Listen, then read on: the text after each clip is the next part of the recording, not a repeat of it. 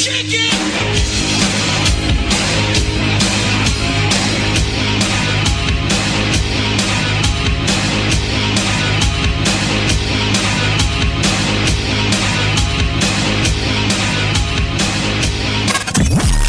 to light the match for the Burning Truth with Casey Hendrickson.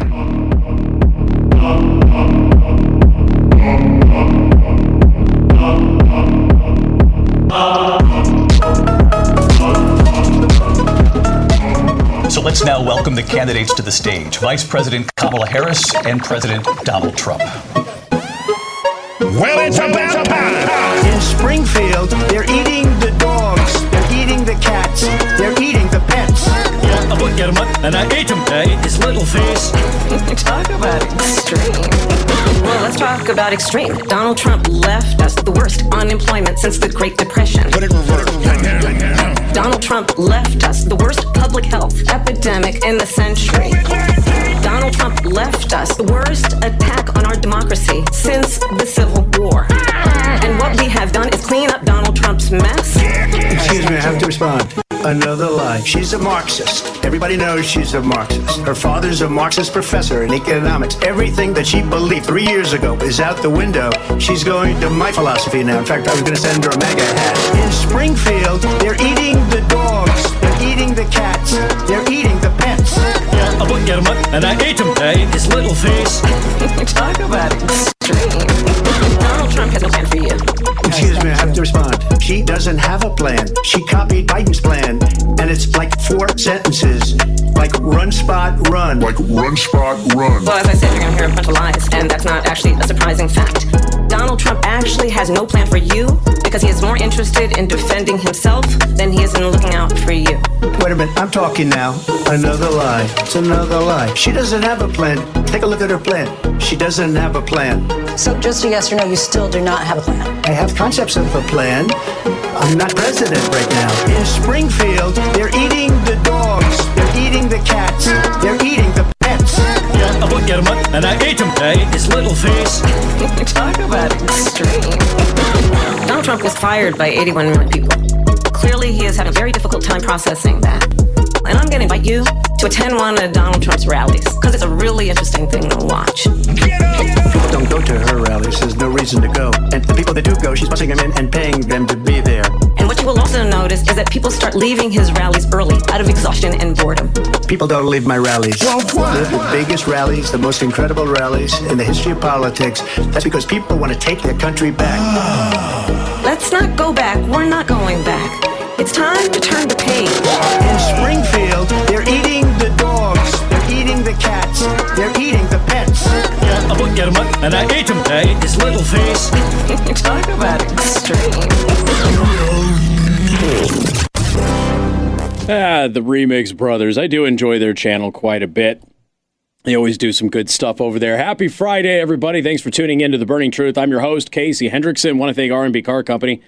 Locations in South Bend, Warsaw, and Fort Wayne. Go to rbcarcompany.com. All right. This is interesting. This race is still Trump's. That is the headline.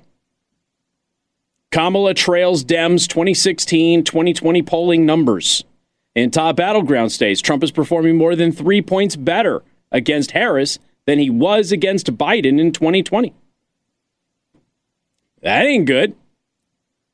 Vice President Kamala Harris is not keeping up with the polling numbers of the previous 2 Democratic presidential nominees at this point in the race, as she remains in a neck-and-neck race with former President Donald Trump. In top battleground states, Trump is performing more than 3 points better against Harris than he was against Biden in 2020 at this point in the campaign. Polling for Trump is nearly 2 points better for him against Harris than it was for him against Hillary at this point in 2016. A top pollster for Signal, one of the most accurate GOP polling firms in the country, said the historical polling data is bad news for Harris. When you look at where Biden was against Trump at this point, Harris is doing much worse in comparison. Now, 538 is a left-wing pollster. Their average of national polls gives Harris a slightly bigger lead than the RCP, showing her at 48.1% to Trump's 45.5% as of Friday morning. In the major swing states, Trump barely leads in Georgia and Arizona, while Harris has a slight edge in Michigan, Pennsylvania, and Wisconsin, according to 538. In Nevada and North Carolina, the two candidates are within 0.3 points of each other. So Signal also released a poll of Michigan. Again, Michigan is extremely important. If the Democrats don't win Michigan, they're in trouble. Michigan is kind of like their Florida, right? If you're watching election night and Florida goes blue, Republicans lose. Like, you don't even need to stay up. You can just go ahead and go to bed. That's just how it's pretty much always been. It's kind of that way with Michigan. It's that way with Pennsylvania, too. But Pennsylvania, really hasn't been in play for a long time until Trump's era started. And so now we watch Pennsylvania, but we really didn't. So we were watching Michigan before. But now we watch Pennsylvania as well. Because if Pennsylvania goes red, like it's done, it's over. So in the Michigan poll from Signal, Harris has a slight advantage at 47 to Trump's 46. Both of Signal's latest polls were conducted before the debate between Harris and Trump. Okay, now that's important because some people seem to think that Harris handily won that thing. She didn't. I gave you my analysis of it. And if I do say so myself, I am a pretty good analyst of debates. Historically, I've given you pretty accurate information about it, and the numbers seem to bear out. However, I did say something the other day that may not be accurate. And as a result, I did something that I would not wish upon any of you. And that is, I re-listened to the entire debate again today. So I watched it, and then I listened to it. And it's very interesting. You got Nixon-Kennedy vibes here. If you watched the debate, you were more likely to say that Trump performed worse than Harris did, but not by much. If you listen to the debate,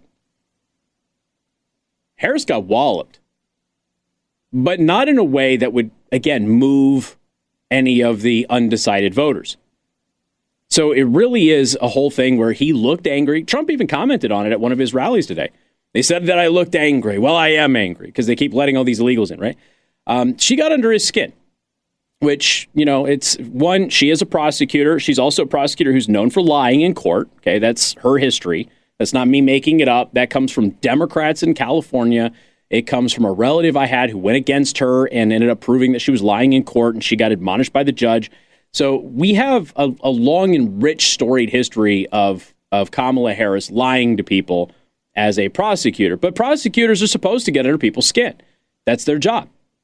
And she's exceedingly good at it, which is why she has the highest turnover rate of staff that we have ever seen in the White House. So you start looking at that, people don't want to work for her. They don't like her very much. She's not nice.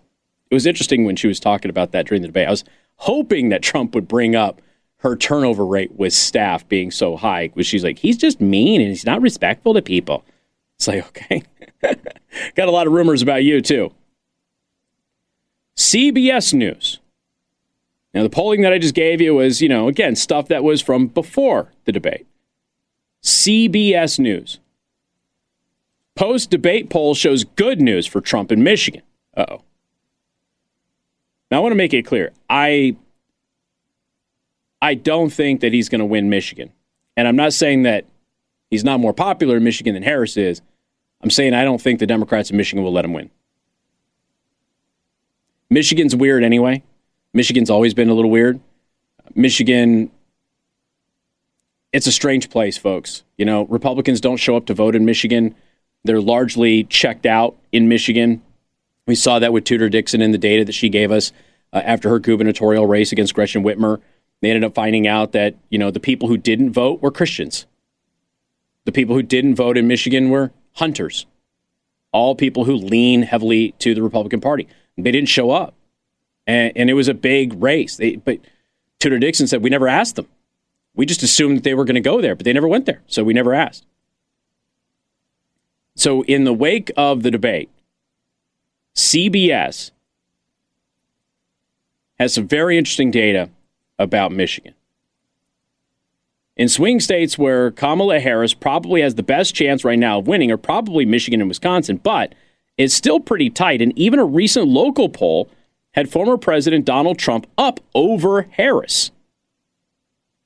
Town Hall reported how CBS reporter Major Garrett went to Michigan and spoke with voters there, hitting at a variety of places. Garrett found something that it seems he wasn't expecting, but he didn't hold back on commenting about it. I talked to 20 voters. Not one of them was undecided. Not one. And headlines come and go. Support for President Trump is real and resilient. I encountered that everywhere that I went. He went to Saginaw, where he spoke to a server at one of the restaurants. She previously voted for Hillary Clinton. She's now definitely for Trump.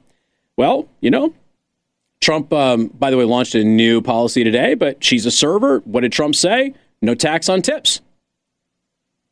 You cannot, folks, you cannot underestimate the effect of that. There's a reason that Kamala Harris copied it. She had never advocated for it. It was never a policy position on the lexicon of a Biden-Harris regime, and Trump came up with it. They saw how good that was polling, and they said, we have to copy this. So we do have a local poll that has Trump up, 49-48. Okay, that's insider polling.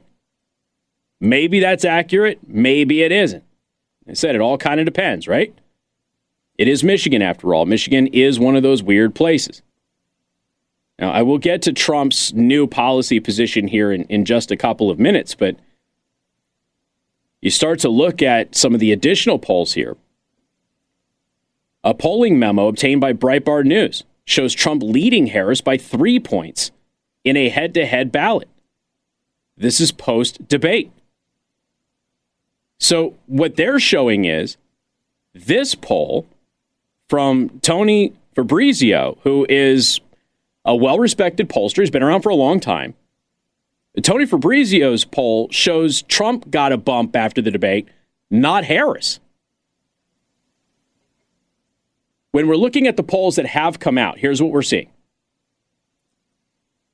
Really no bump for anybody, most of the time.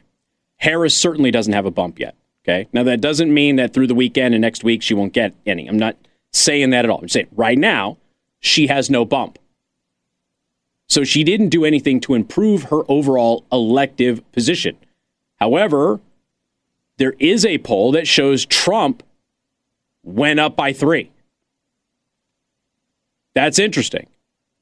And we're not talking about, some small hayseed online, survey or something like that. We're talking about a respected pollster who is looking at this, and he's showing Donald Trump pre-debate at 46, post-debate 48.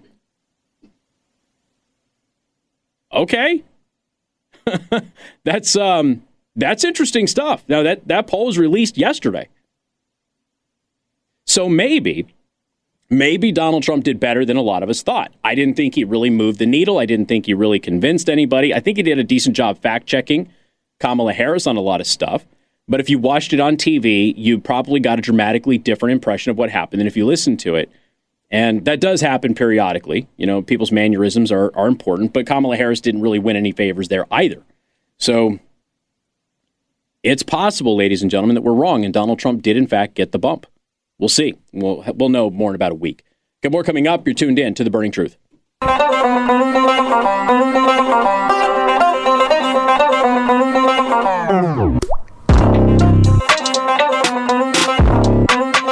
Cue my audio, please. I'm gonna give you the next policy position that Kamala Harris is gonna rip off from Team Trump. So this is at a rally that Donald Trump just announced this yesterday. Have a listen. Today, I'm also announcing that as part of our additional tax cuts, we will end all taxes on overtime. You know what that means? Think of that. Think of that. Well. So no tax on Social Security, no taxes on tips, no taxes on overtime. That's if you can get it if you can get it through Congress. Of course, a lot of people are bringing up the point of, well, get rid of all income taxes because that's what we should do. And then nobody has to worry about it. And then you just have a national sales tax or something. And that would be nice. Leftists out there don't understand what that means. So I can't help you. It's a simple concept that my 8-year-old understood when she was 4. And if you can't get it, I can't help you. There's not much I can do about that. So it's going to be one of those things where, hey, Kamala Harris is probably going to have to come out there and she's probably going to have to copy this too. Because you know who this is a big factor with? Well, low-income people who have to work. And then, of course, you've got middle-income people, particularly lower middle-income people who have to work extra hours to make up extra money. And union labor. Man. If he can get it done. Just because he says he's going to do it doesn't mean he's actually going to be able to do it. There is this pesky little thing called the legislature. So if you actually want something like that done, you got to vote for him, and then you got to vote for the people who will be in Congress on both houses that would help him get it done. And that's probably a good question that you should be asking some of them who are running for your vote right now and say, hey, Donald Trump said this. Would you support that piece of legislation if it went through? And if so, why? If not, why? Go ahead and have them kind of explain it to you, because frankly, they owe you that explanation either way. But it is interesting to see that. I don't have any doubt that she's going to have to try and come out and do something similar. I don't know that it can be as brazen and overt as the previous 2 policy thefts that she engaged in. It was funny at the debate when he said, I was basically going to give her a MAGA hat because she agrees with me now. He could have phrased that better. The whole time I was listening to the debate the first time, I'm like, just tell her to drop out and endorse you because she's basically just running on your platform, even though she completely opposes your platform. But he didn't do it that way. But like I said, I'm not his debate coach. Now, another thing kind of happened as well. And this involves elections, but mostly like past elections. But it involves Smartmatic. And there's been a lot of stuff that's been breaking with Smartmatic over the past couple of months. We've talked about some of it. We haven't talked about all of it. And there's another development involving Smartmatic voting machines as well. And we're going to have to bring you that update coming up in just a couple of minutes. Don't forget, you can watch us live on Rumble, rumble.com/Casey the host. You're listening to The Burning Truth.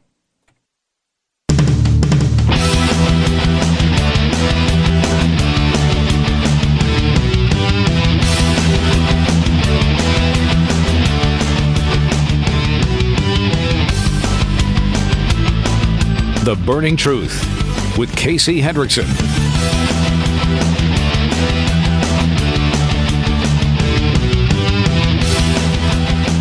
Good afternoon. Thank you for tuning into The Burning Truth. I'm your host, Casey Hendrickson. Don't forget, you can watch the live stream on Rumble. Go to rumble.com/Casey the host. You can also follow me online at Casey the host on your favorite social networks, including X.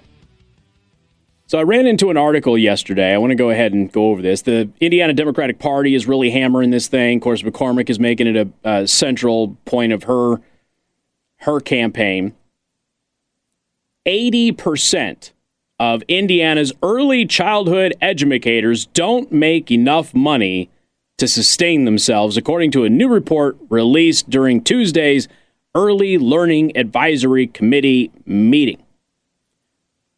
Now, before we dive into this further, I do think that it's important for you to understand that there has been 2 national reports that say to live comfortably in the state of Indiana, one of the most affordable states for you to live, but that to live comfortably in the state of Indiana, you must make over $30,000 more than is the average salary in the state of Indiana. So please keep that in mind. Can you live comfortably on the average salary in Indiana? Yeah, but you're going to have to get a little creative. There's no doubt about that. So the report was released by the group Talent First. Sounds unbiased. It showed more than 38,000 early learning educators in Indiana earn below the state's self-sufficiency standard for a single adult and placed the median wages for Indiana's early childhood educators within the bottom 10% of all occupations. Now, there's a lot of missing things in the articles that I've read about this. There's the missing information of full-time to part-time to temporary, that sort of stuff. What experience are we talking about here? And, there's a lot of issues with this particular data. It's sad because early learning supports the entire workforce, says Jacqueline Strong, executive director for Little Duckling Early Learning Christian Academy. According to ELAC, 2,400 childcare jobs in Indiana go unfilled each year. For strong, dramatic post-pandemic changes to Indiana's childcare landscape have contributed to the constant staffing struggles. Something else is happening in Indiana, too, because we actually addressed this previously with some data, I don't know, month or 2 months ago, I guess, ballpark. And one of the things that we pointed out is, Indiana was rated in 1 week one of the best places to live and then one of the worst places to live. And the list that had it as worst was the one that said there's no child care facilities here. So there's not enough child care available. I was like, well, in Indiana, a lot of people's families handle that because more family-driven state. Obviously, not everybody. There's going to be like the one person who sends me the email and go, I wish I could rely on my family. That's not fair. You're so wrong. I get that. Not everybody. But by and large, when you look at Indiana, the data shows that families tend to take care of offspring. So whether that is a parent who stays home or if that is a grandparent or what have you, that is generally how it works. The moment you start going into childcare, yeah, it's expensive. It's like brutal, actually, quite a bit. And so what the initial reaction is that, okay, I'm working hard. I can't take my children with me.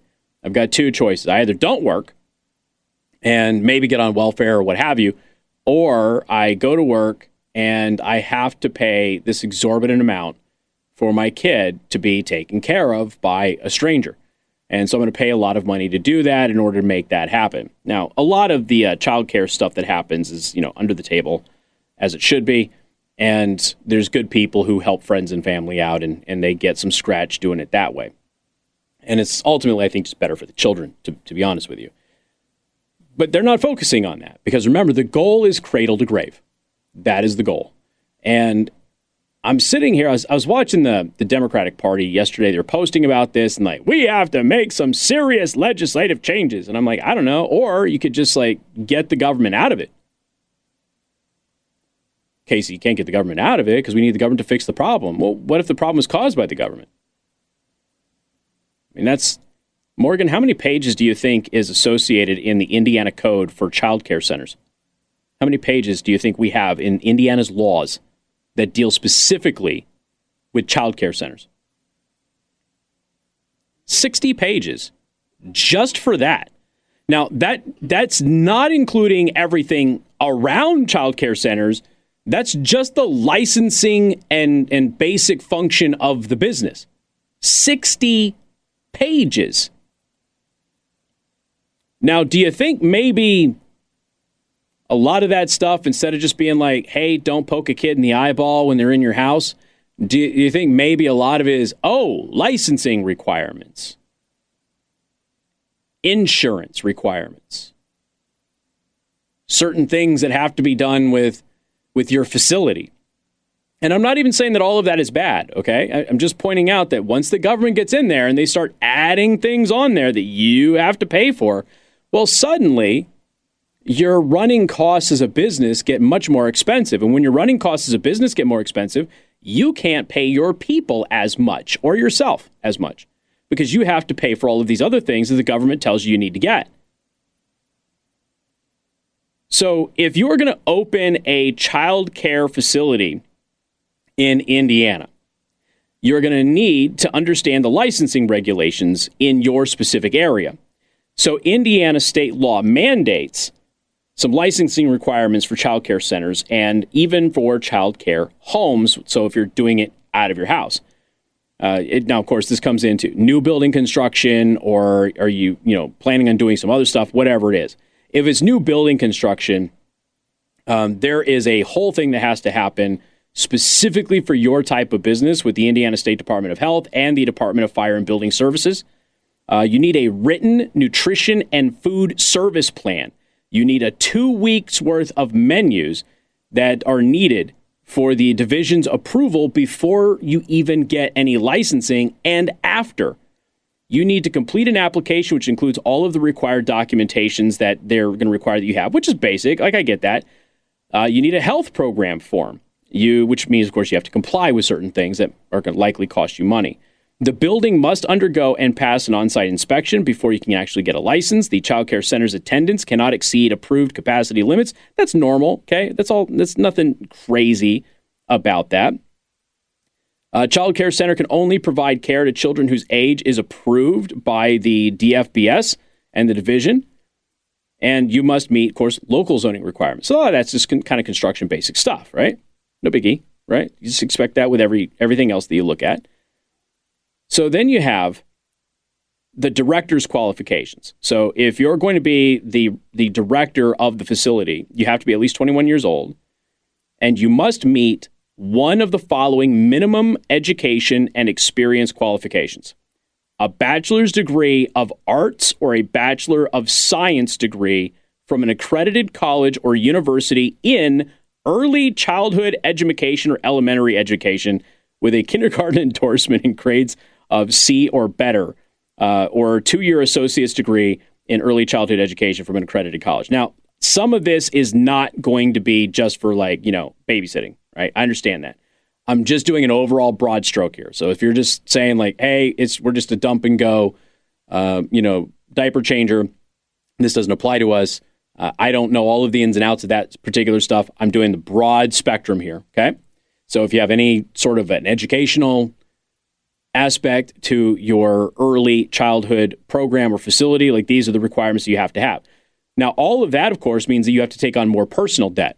And if you have more personal debt, guess what that means? You have less money to spend on salary. Then it's got 8 hours of additional in-service training per year for the appropriate age group, which the caregiver is going to be working in.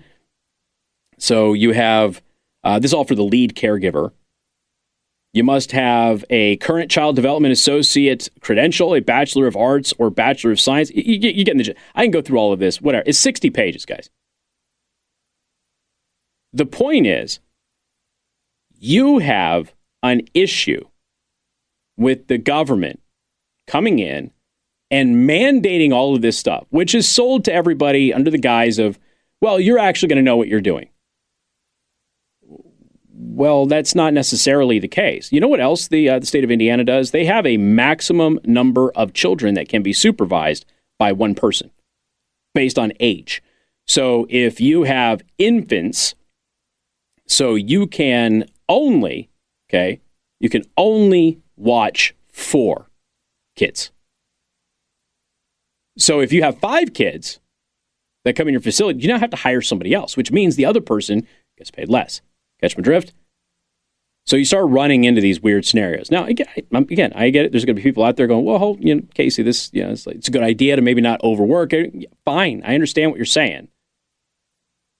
I'm just pointing out one of the reasons that this is becoming an issue is because government has made these types of facilities too expensive. It's too expensive to operate, and people don't get paid enough in the state in order to be able to afford them. And so what they're doing is they're doing their family, their friends, and people that they see and meet in the community to go ahead and take care of their children for them. Yeah, check this out. I mean, this is very interesting. 60 pages just dealing with child care centers licensing. 60 pages. And all of that stuff has to be met. And you'd have to ask yourself, now, maybe you think that that's reasonable because we're talking about children. And that's fine. I'm not debating that. I'm just saying, if you're going to sit there and talk about the cost of the facility and the Democratic Party, and you've got Democratic candidates like McCormick running around and saying, we have to fix this. Well, the only reason it's the way that it is now is because the government said that they had to fix something. So was it really necessary to do all of the things that the government did? Or is it perfectly acceptable for Susie down the road to watch your 2 kids after school Monday through Friday while you go to work because she's available? And you can pay her a lot less than you could pay a child care facility because Susie's just awesome, has a great yard, and has great kids of her own, and does a really good job of taking care of your kids when you're not around, and she doesn't have to go through all of the government hoops to continue the cost of keeping the business open. That's why you start to run into that. Now, if you don't have anybody that you can rely on that way, that's certainly another thing. The costs on average to just start a home-based daycare in the state of Indiana, based on 2021 numbers, which I assume are going to be a lot higher now. So that's just if you want to have a daycare in your house, which a lot of people do, right? They have the daycare, a couple of things in the backyard for the kids to play in. You drop them off at their home. It's not their own structure or building that's commercial. It's between 10 and 50 grand in the state of Indiana. So potentially, you can start off $50,000 in debt on average. Average is not right, but you could be like $50,000 or so in debt that you now have to make up with the cost of taking care of kids, which means more kids at a lower price, but then you have to hire more workers because you're not allowed to watch more than a certain number of kids based on their age bracket. So then you got to hire more workers, which means less money's coming to you, or you have to charge more per child to make up that debt, which then recycles the entire thing all over again.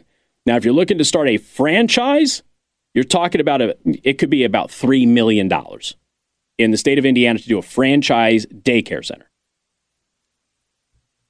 Now, they say anywhere from $59,000. When I looked at franchises available for that, I did not find a single one that low.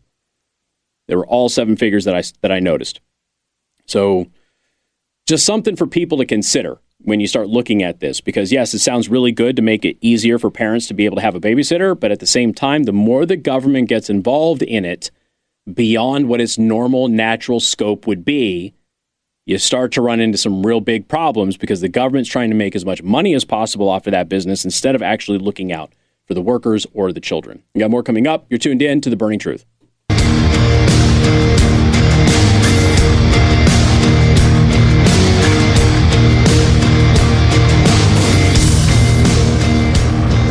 There's something about my body, my choice. Is that like a thing, Morgan? Like I keep hearing like whispers of that. Or McCormick, who actually came out with a winning policy position, which we talked about yesterday, running for governor in Indiana, legalize the weed, okay? And so she releases that thing. It's big news. And then the next day she goes right back to abortion. Like, again, what have I told you? She's not particularly good at this, okay? She's just not. You have a winning position. You don't have a winning position on the other thing. And so take the thing that's the win. And you should be hammering marijuana left and right. And the economic benefits of it, roads, infrastructure, the funding to school, all of that, you should be hammering that. But she went right back to abortion again. And that's, of course, just been the mantra of the Indiana Democratic Party over the past, several months, because it's really the only thing that they have. Well, there's a new study that came out, and it says following the Supreme Court ruling, which took abortion back where it belongs to the states, and that's where it belongs. The original Supreme Court ruling was unconstitutional. I don't know how else to say it. Ruth Bader Ginsburg said it, for crying out loud. What we have found is that, well, hold on a second. I feel like I need to be sarcastic again. Morgan as a whammon. How much time in your day do you sit and daydream about the possibility of somebody coming up with some method to help women not get pregnant? I would say daily, 0. Oh, like not at all? No. Don't you find it suspicious as a whammon that we have not ever devoted any research, any funding, any development, any motivation at all to coming up with ways for women to not get pregnant? Don't you find that a little concerning? I mean, there are ways. Can't really hear you. That's really low. I said there are ways. I've never heard of any of them. What are they called? What's the thing? Like IUDs? Abstinence? No, you can't. No, you're not allowed to be abstinent. You're not allowed to. How many different birth control methods are there? Quite a bit. Lot. And most of them are pretty darned affordable. And this research says that there is a notable increase in states with more abortion restrictions to sterilize these women. They're choosing to do it. More coming up next. Podcasts by Federated Media.